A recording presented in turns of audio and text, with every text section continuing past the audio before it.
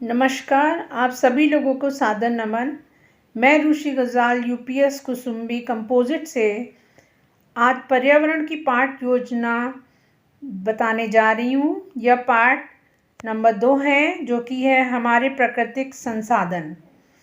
इसके सामान्य उद्देश्य हैं: छात्र प्राकृतिक संसाधनों का ज्ञान पाएंगे, वे प्रकृति के प्रति जागरूक होंगे और उनका मानसिक विकास होगा।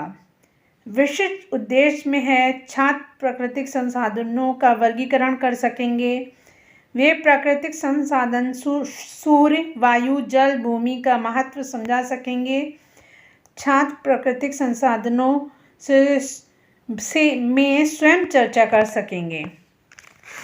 इसके लिए फिर आगे पाठ योजना में आवश्यक शिक्षण सामग्री: चौक, श्यामपट्ट, झाड़न, दीक्षा एवं फ्लैश कार्ड।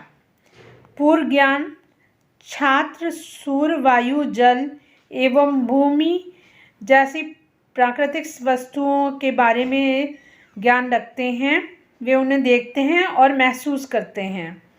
प्रस्तावना: शिक्षक छात्रों से निम्नलिखित प्रश्न पूछती हैं।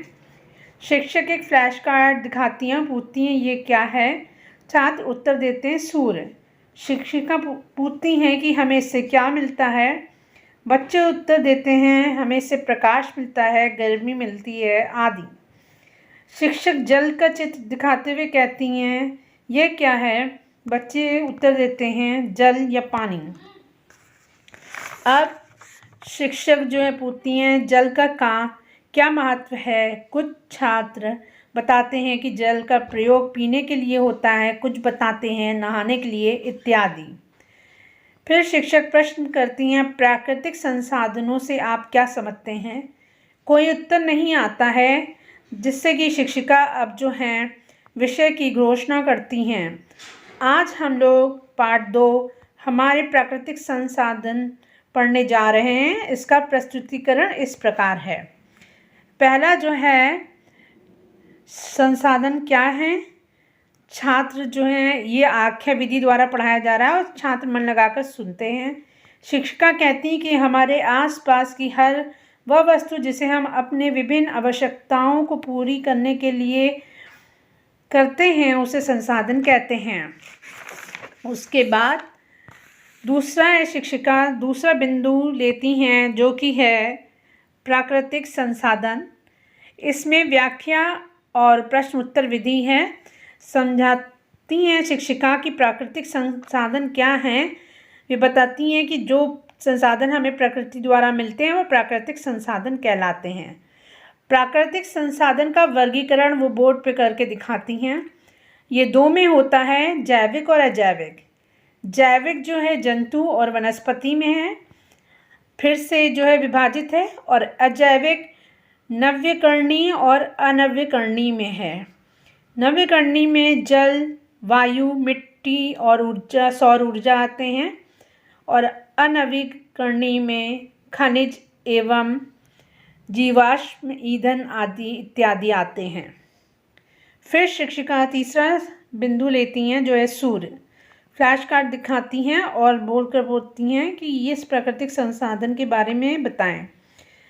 बच्चे बताते हैं कि सूर्य जो है वो हमें गर्मी देता है, इसके प्रकाश से जो है हमें प्रकाश मिलता है। और एक बच्ची राधा बताती है कि प्रकाश संश्लेषण की क्रिया से हमें सूर्य की आवश्यकता होती है और इसमें पौधे जो हैं वो खाना बनाते हैं। एक बच्चा विवेक ने उत्तर दिया कि विटामिन डी की कमी जो है वो सूर्य के प्रकाश से पूरी होती है, जो कि विटामिन डी हमारी हड्डियों के लिए बहुत आवश्यक है। फिर शिक्षिका जो है कहती हैं कोई और। बच्चे उत्तर नहीं दे पाते हैं। शिक्षिका समझाती हैं कि जल चक्र में सूर्य बहुत महत्वपूर्ण है। जलवायु को नियंत्रित रखता है और वायुमंडल में वायु प्रवाह रखता है।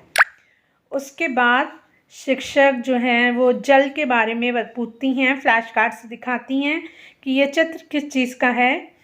बच्चे बताते हैं जल का। जल हमारे जीवन में क्या महत्व रखता है, शिक्षिका ने पूछा, जिसमें कि बच्ची प्रियंका ने बताया कि हम पानी पीते हैं। राम ने बताया कि हम खाना पकाने के लिए जल का प्रयोग करते हैं। रमेश ने बताया कि हमारे दैनिक क्रियाओं के लिए हमें जल का प्रयोग करना होता है। उसके बाद जो है भूमि ने बताया पेड़ पौधों में पानी डाला जाता है। शिक्षिका ने पूछा और कुछ, फिर उन्होंने बताया कि जल ही जीवन है और इस पे उन्होंने जल के बारे में समझाया। आगे शिक्षिका वायु के बारे में जो है वो डिस्कस करती हैं, फ्लैश कार्ड दिखाती हैं और पूछती हैं कि यह किस चीज़ का चित्र है। कृष्णा बताता है कि मैडम बच्चे पतंग उड़ा रहे हैं। फिर वह कहती हाँ यह तो ठीक है, पर ये बताओ कि पतंग उड़ाने के लिए हमें किस चीज़ की आवश्यकता होती है। बच्चे बताते हैं वायु की या हवा की। शिक्षिका जो है कहती हैं यह प्राकृतिक संसाधन वायु है, इसके बारे में मुझे बताओ कि वायु हमें क्यों आवश्यक होती है। संध्या ने बताया कि वायु ऑक्सीजन से हम सांस लेते हैं। लखन ने बताया कि वायु के बिना हम जी नहीं सकेंगे। उसके बाद जो है फिर भूमि प्राकृतिक संसाधन के लिए शिक्षिका ने फ्लैश कार्ड दिखाया, पूछा कि यह क्या है। बच्चों ने उत्तर दिया यह भूमि है। शिक्षिका ने पूछा कि भूमि किस लिए ज़रूरी है। बच्चों ने बताया कि जो है अगर भूमि नहीं होती तो हम कहाँ रहते। शिक्षिका ने प्रशंसा की। फिर वंश ने बताया भूमि पर पेड़ पौधे उगते हैं। सुभाष ने बताया भूमि में औषधियाँ भी उगती हैं। और फिर बच्चों ने बताया कि भूमि पर घर भी हम बनाते हैं। शिक्षक सबकी प्रशंसा करती हैं और ये बताती हैं कि भूमि पर पेड़ पौधे जो उगते हैं इनसे हम लकड़ी जो है वो पाते हैं, जिससे कि खाना आदि जो है हम पका सकते हैं। पाठ यहीं पर समाप्त होता है। शिक्षिका दीक्षा ऐप द्वारा पाठ को दोहराती हैं। इसके बाद शिक्षिका शाम पट पे एक फ्लो चार्ट बनाती हैं। पहला उन्होंने लिखा है हमारा प्राकृतिक संसाधन। फिर उस जो डिस्कशन किया गया है वो कुछ प्राकृतिक संसाधन सूर्य, वायु, जल और भूमि पर। फिर सूर्य हमारे लिए क्या आवश्यकता रखता है यह उन्होंने बताया। फिर वायु क्या आवश्यकता रखती है, उससे क्या मिलता है, ऑक्सीजन। फिर जल के बारे में उन्होंने लिखा और भूमि के बारे में, और पाठ को समाप्त किया। इसका ये सारांश था। आकलन हेतु बोध प्रश्न में शिक्षिका जो हैं वो निम्नलिखित प्रश्न पूछती हैं। प्राकृतिक संसाधन क्या हैं? प्राकृतिक संसाधनों का वर्गीकरण कीजिए। कुछ प्राकृतिक संसाधनों के नाम बताइए। गृह कार्य में शिक्षिका प्रश्न देती हैं। सूर्य का हमारे जीवन में क्या काम है? वायु के महत्व बताइए। जल ही जीवन है पर प्रकाश डालिए। प्रोजेक्ट कार्य में शिक्षिका एक फाइल में प्राकृतिक संसाधन के चित्र चिपकाकर समझाइए। धन्यवाद। यहीं पर ये पाठ समाप्त हुआ।